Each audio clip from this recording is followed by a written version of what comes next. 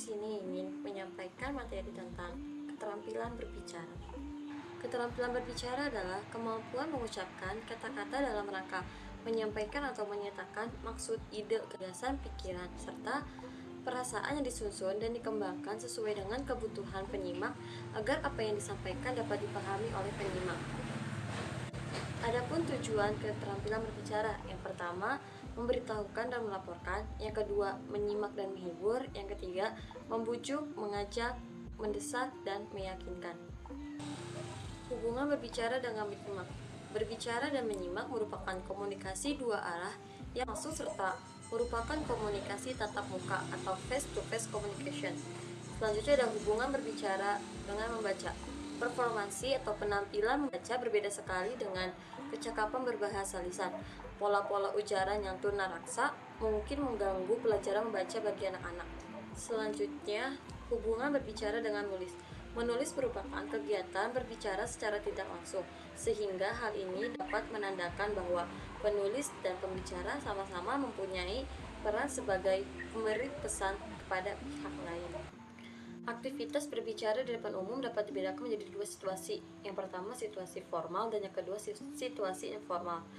Dalam situasi formal, pembicara dituntut berbicara secara formal, sedangkan dalam situasi tidak formal, pembicara harus berbicara tak formal pula. Adapun jenis kegiatan berbicara informal, yaitu yang pertama, tukar pengalaman, percakapan, menyampaikan berita, menyampaikan pengumuman, bertelepon, dan memberi petunjuk.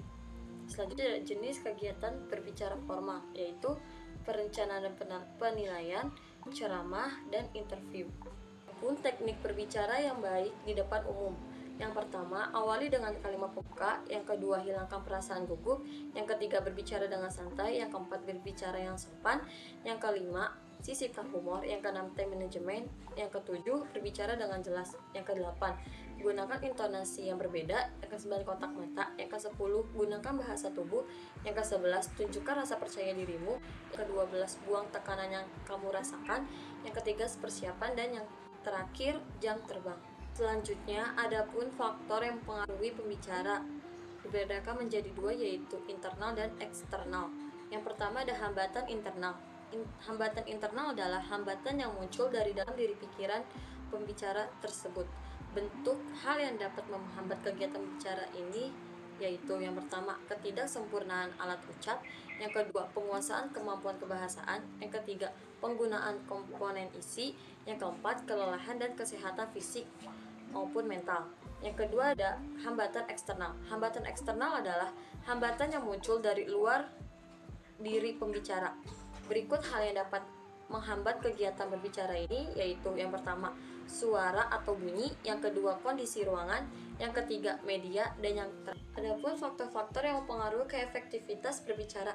Yang pertama ada faktor kebahasaan yang menunjang keefektifan berbicara, yaitu yang pertama, ketepatan ucapan, yang kedua, penempatan tekanan, yang ketiga, nada sandi, yang keempat, durasi yang sesuai, yang kelima, pilihan kata, dan yang terakhir, ketepatan sasaran kebahasaan.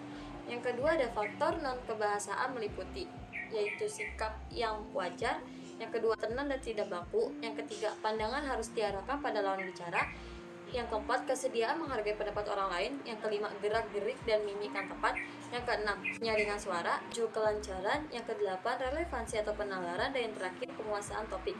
Sekian yang dapat saya sampaikan, kurang lebihnya mohon maaf. Wassalamualaikum warahmatullahi wabarakatuh.